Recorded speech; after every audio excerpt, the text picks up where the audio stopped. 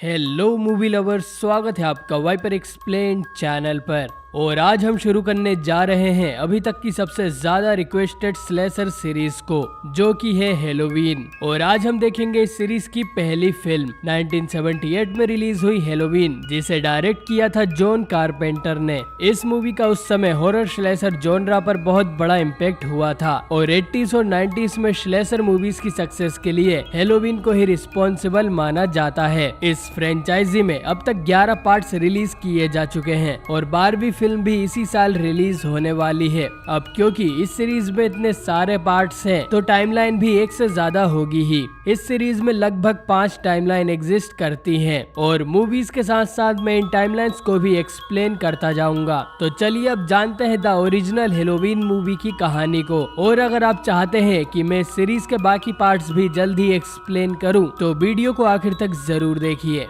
कहानी की शुरुआत सन 1963 में हेडनफील्ड नाम के एक छोटे से टाउन में होती है और आज हेलोवीन की रात थी। हम एक घर के अंदर जूडिथ मायर्स नाम की एक लड़की को अपने बॉयफ्रेंड के साथ देखते हैं और इन दोनों को घर के बाहर से कोई छुपकर देख रहा था। कुछ देर में जूडिथ अपने बॉयफ्रेंड के साथ ऊपर कमरे में चली जाती है और ये अनजान शख्स उसके घर में एंटर करता है और ये और कोई नहीं बल्कि जूडिथ का छोटा भाई माइकल मायर्स था, जिसकी उम्र सिर्फ 6 साल की है। माइकल किचन में जाकर एक नाइफ निकालता है। थोड़ी देर में जूडिथ का बॉयफ्रेंड वहां से चला जाता है और ये देख माइकल चाकू लेकर जूडिथ के रूम की तरफ बढ़ता है और वो एक क्लाउन मास्क भी पहन लेता है। माइकल जूडिथ के पास जाकर उसे चाकू से बार बार स्टेप करने लगता है और जूडिथ की वहीं पर मौत हो जाती है। इसके बाद माइकल अपने घर से बाहर आ जाता है और उसके पेरेंट्स भी घर वापस आ गए थे। वो उसके चेहरे से मास्क निकालते हैं और हम देखते हैं कि माइकल के चेहरे पर कोई भी एक्सप्रेशन नहीं था और उसके पेरेंट्स माइकल के हाथ में खून से सना चाकू देखकर शॉक में थे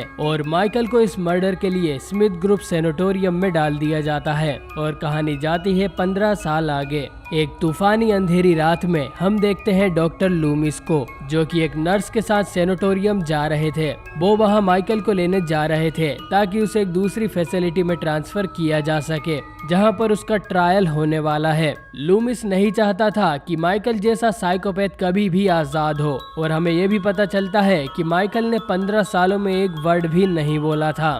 डॉक्टर लूमिस जब सैनिटोरियम पहुंचते हैं तो उन्हें पता चलता है कि वहां के पेशेंट्स तो बाहर घूम रहे थे। लूमिस अपनी कार से बाहर निकलता है और तभी माइकल मायर्स नर्स पर हमला कर देता है। वो नर्स डर के गाड़ी से बाहर निकल जाती है और माइकल उस कार को लेके वहां से फरार हो जाता है। अगले दिन हम देखते हैं हाई स्कूल गर्ल लोरी को, जो कि अपने स्कूल जाने के लिए निकलती है। लोरी के फादर को मायर्स हाउस बेचने का काम मिला था और वो लोरी को चाबी देकर कहते हैं कि वो इसे मेन डोर की मैट पर रख दे, क्योंकि आज कुछ लोग उस घर को देखने आने वाले थे। लोरी को रास्ते में टॉमी भी मिलता है और लोरी टॉमी की बेबी सिटर है और आज हेलोवीन की रात को भी लोरी टॉमी की बेबी सिटिंग करने वाली थी। लोरी मायर्स हाउस के पास चाबी रख देती है और हम देखते हैं कि घर के अंदर से माइकल लोरी को देख रहा था। इस मूवी में माइकल को द शेप और बूगी मैन भी कहा गया है। लोरी अपने स्कूल की तरफ बढ़ जाती है और माइकल उसे स्टॉक करने लगता है। क्लास के दौरान लोरी नोटिस करती है कि एक मास्क पहने आदमी उसे घूर रहा है, लेकिन थोड़ी देर बाद माइकल वहां से गायब हो जाता है तो लोरी उस पर ज्यादा ध्यान नहीं देती और माइकल लोरी के साथ साथ टॉमी को भी स्टॉक कर रहा था। इधर डॉक्टर लूमिस को कंफर्म होता है कि वो माइकल ही था जो कार लेकर भागा था और उसे पता है कि माइकल जरूर मायर्स हाउस ही गया होगा, तो लूमिस भी हेडनफील्ड की तरफ निकल पड़ता है। रास्ते में एक फोन बूथ पर रुककर लूमिस हेडनफील्ड पुलिस को भी माइकल के बारे में बताता है। इसके बाद लूमिस को रोड के साइड में एक ट्रक पड़ा मिलता है और यहाँ उसे माइकल के कपड़े भी मिलते हैं और ये देख लूमिस वापस हेडनफील्ड की तरफ बढ़ जाता है, लेकिन वो इस ट्रक ड्राइवर की लाश नहीं देखता जिसे माइकल ने मारकर उसके कपड़े चुरा लिए थे। स्कूल के बाद लोरी अपनी फ्रेंड्स लिंडा और एनी से मिलती है और वो तीनों अपने रात के प्लान्स बताती हैं। लोरी टॉमी को बेबी सिट करने वाली थी, एनी भी लिंजी नाम की एक लड़की की बेबी सिटिंग करने वाली थी और लिंडा की अपने बॉयफ्रेंड बॉब के साथ डेट थी। इसी दौरान माइकल भी अपनी कार में इनके पास से गुजर कर जाता है। कुछ देर बाद लोरी को माइकल फिर से झाड़ियों के पास दिखता है और फिर वो उसके पीछे छुप जाता है। एनी वहां जाकर देखती है तो वहां कोई भी नहीं था। इसके बाद तीनों लड़कियां अपने अपने घर चली जाती हैं। लोरी जब अपनी विंडो से बाहर देखती है तो उसे फिर से माइकल अपने बैकयार्ड में खड़ा नजर आता है और पलक झपकते ही वो वहाँ से गायब हो जाता है। माइकल ऐसा हमेशा करता है, एक पल वो आपके सामने होता है और दूसरे ही पल गायब हो जाता है। और अब लोरी को इस शेप से डर लगने लगा था। दूसरी तरफ डॉक्टर लूमिस सेमेट्री में जाता है और उसे पता चलता है कि जूडिथ मायर्स का ग्रेव स्टोन गायब था। लूमिस जानता था कि ये काम माइकल ने ही किया है। अब शाम को लोरी और एनी टाउन में घूमने निकलती हैं। रास्ते में एक हार्डवेयर शॉप पर रुकती हैं जहां पर कुछ पुलिस वाले खड़े थे। शेरिफ ब्रैकेट एनी के डैड हैं। वो बताते हैं कि किसी ने स्टोर से एक हेलोवीन मास्क, एक रस्सी और कुछ चाकू चुराए हैं और इससे हमें पता चलता है कि माइकल को अपना मास्क कहां से मिला। खैर, लोरी और एनी वहां से चली जाती हैं और डॉक्टर लूमिस शेरिफ ब्रैकेट से आकर मिलता है और माइकल उसके ठीक पीछे से निकल जाता है। इन लड़कियों को पता ही नहीं था कि माइकल इनको पूरे टाउन में करता फिर रहा था। इसके बाद शेरिफ ब्रैकेट और लूमिस मायर्स हाउस चेक करने जाते हैं। अंदर जाने पर उन्हें एक डॉग की लाश मिलती है जिसे माइकल ने मारकर खाया था। शेरिफ को यकीन नहीं हो रहा था कि ये किसी इंसान का काम है। लूमिस बताता है कि उसने 15 साल से माइकल को स्टडी किया है और उसे उसकी आंखों में एक प्योर इविल नजर आता है। लूमिस कहता है कि माइकल यहाँ वापस जरूर आएगा और वो उसका यहीं पर वेट करेगा। वहीं माइकल एनी पर नजर रखे हुए था जो कि बेबी सिटिंग करने लोरी के ठीक सामने वाले घर में आई थी। वहीं लोरी भी टॉमी के घर में पहुंच चुकी थी। एनी लोरी को फोन कर बताती है कि उसने लोरी के लिए एक लड़के बेन ट्रेमर के साथ डेट फिक्स की है जिसे लोरी लाइक करती है। इधर टॉमी देखता है कि एनी वाले हाउस के बाहर एक शेप खड़ा है। वो लोरी को भी ये बताता है कि उसने बूगी मैन को देखा, लेकिन जब वो लोरी को लेकर आता है तो माइकल फिर से गायब हो गया था। इधर माइकल एनी को बाहर से ही ताड़ रहा होता है और यहाँ का डॉग माइकल को देखकर भौंकने लगता है और माइकल उस डॉग को भी मार देता है। एनी को उसके बॉयफ्रेंड पॉल का कॉल आता है और वो उसे बताता है कि उसके पेरेंट्स बाहर गए हैं और वो तुरंत उसके पास आ जाए। रहा नहीं जाता, तड़प ही ऐसी है ना।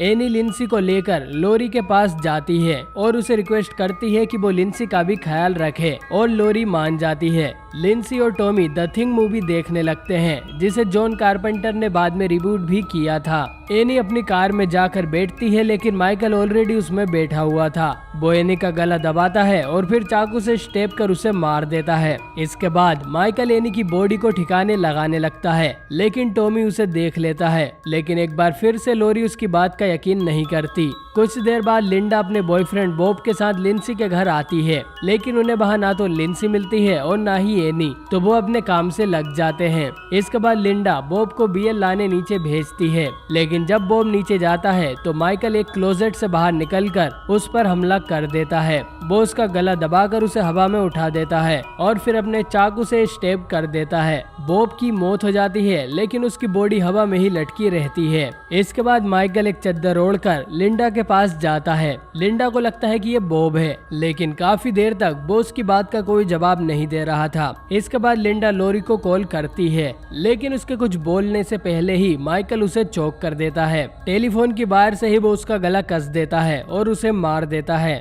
लोरी को लगता है कि लिंडा और बॉब उसके साथ कोई मजाक कर रहे हैं लेकिन फिर भी वो चेक करने के लिए सामने वाले घर में जाती है। वो देखती है कि घर की सारी लाइट्स बंद थी सिवाय मास्टर बेडरूम के। लोरी मास्टर बेडरूम में जाती है तो देखती है वहाँ बेड पर एनी की डेड बॉडी पड़ी हुई थी और उसके पास जूडिथ मायर्स का ग्रेव स्टोन भी रखा हुआ था। और अब लोरी का फाइनल गर्ल सर्किट शुरू होता है। उसे 2 क्लोजेट में लिंडा और बॉब की लाश भी पड़ी हुई मिलती है। ये सब देख लोरी बुरी तरह से डर जाती है और रोने लगती है लेकिन फिर अंधेरे में से माइकल बाहर निकलकर आता है और उसे पीछे से स्टेप करता है। लेकिन क्योंकि लोरी फाइनल गर्ल है तो माइकल का निशाना ठीक से नहीं लगता और लोरी सीढ़ियों से नीचे जा गिरती है। इसके बाद वो तुरंत घर से बाहर निकलकर टॉमी वाले घर में जाती है लेकिन डोर लॉक था तो वो चिल्लाने लगती है और माइकल उसके करीब आता जा रहा था लेकिन एंड टाइम पर टॉमी दरवाजा खोलकर उसे अंदर आने देता है। लोरी तुरंत उसे बेडरूम में जाकर छुपने को बोलती है और पुलिस को कॉल करने लगती है लेकिन माइकल ने घर की इलेक्ट्रिसिटी और फोन लाइन दोनों ही कट कर दी थी। लोरी अपने डिफेंस के लिए एक नीडल उठा लेती है। माइकल चुपके से पीछे वाले दरवाजे से अंदर आता है लेकिन क्योंकि घर में लाइट नहीं थी तो उसका निशाना फिर से चूक जाता है और लोरी उसकी गर्दन में नीडल घुसा देती है और माइकल वहीं पर गिर जाता है। लोरी को लगता है कि माइकल मर गया है एक्टिंग है। तो वो चैन की सांस लेती है और माइकल का चाकू नीचे फेंक देती है। वो ऊपर जाकर टॉमी और लिंसी को बताती है कि अब सब कुछ ठीक है और उसने बूगी मैन को मार दिया। लेकिन टॉमी देखता है कि माइकल लोरी के पीछे ही खड़ा था। तू क्यों ऐसे बोल रहा है जैसे मेरे पीछे वो? तू क्यों ऐसे बोल रहा है जैसे मेरे पीछे वो? लोरी तुरंत दोनों बच्चों को बाथरूम में छुपा देती है और खुद भी एक क्लोजेट के अंदर छुप जाती है। लेकिन माइकल क्लोजेट में मुक्का मारकर उसमें छेद कर देता है। लोरी तुरंत अपने दिमाग का बेहतरीन इस्तेमाल करती है और हैंगर के तार को माइकल की आंख में घुसा देती है। माइकल एक बार फिर से मरने का नाटक करता है। क्या एक्टिंग कर रहा है। और लोरी को लगता है कि उसने माइकल को मार दिया, तो वो फिर से माइकल का चाकू उसी के पास पटक देती है। इसके बाद वो बच्चों को बाहर निकालकर उनसे कहती है कि वो दोनों भागकर पड़ोसियों के घर में जाएं और वहां से पुलिस को कॉल कर उन्हें यहाँ पर आने को बोले। और टॉमी और लिंसी वहां से भाग जाते हैं और लोरी आराम करने लगती है। लेकिन हम देखते हैं कि माइकल उसके पीछे अंडरटेकर स्टाइल में जागता है। घर के बाहर लूमिस दोनों बच्चों को चिल्लाते हुए भागते देख लेता है और वो समझ जाता है कि माइकल जरूर इसी घर में है। माइकल लोरी के पास आकर उसका गला दबाने लगता है, लेकिन लोरी उसका मास्क निकाल देती है और हम पहली बार एडल्ट माइकल का फेस रिवील देखते हैं। माइकल वापस अपना मास्क पहनने में बिजी हो जाता है और लूमिस घर के अंदर आते ही उस पर शूट कर देता है। लेकिन क्योंकि लूमिस काफी समझदार है तो वो माइकल पर 5 बार और शूट करता है और माइकल बालकनी से नीचे जा गिरता है और फाइनली मारा जाता है। लोरी लूमिस से पूछती है कि क्या वो बुगीमैन था। इस पर लूमिस का जवाब था कि हाँ। इसके बाद लूमिस माइकल की बॉडी देखने जाता है, लेकिन एक बार फिर से माइकल गायब हो गया था। अब माइकल 6 गोली खाकर भी जिंदा कैसे है ये कोई नहीं जानता, लेकिन ये देखकर भी लूमिस ज्यादा सरप्राइज नहीं होता। लेकिन हमें माइकल की ब्रीदिंग सुनाई देती है, जिसका मतलब है कि वो जिंदा है और कहीं भी हो सकता है। और ये फिल्म यहीं पर खत्म हो जाती है।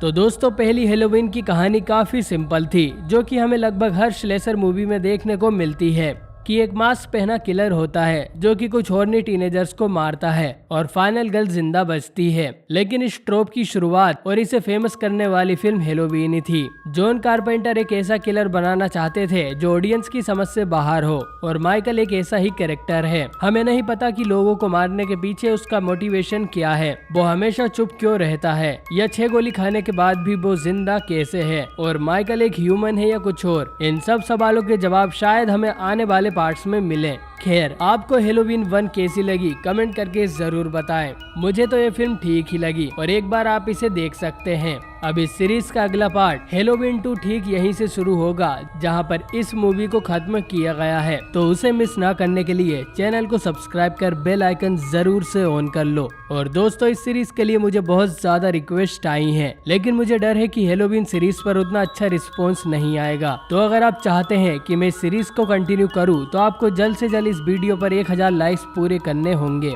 जितना अच्छा इन वीडियो पर रिस्पॉन्स आएगा उतनी जल्दी मैं बाकी पार्ट्स को भी एक्सप्लेन करूंगा, नहीं तो हम कोई और हॉरर सीरीज को स्टार्ट करेंगे। मैं मिलता हूं आपसे एक नई वीडियो के साथ।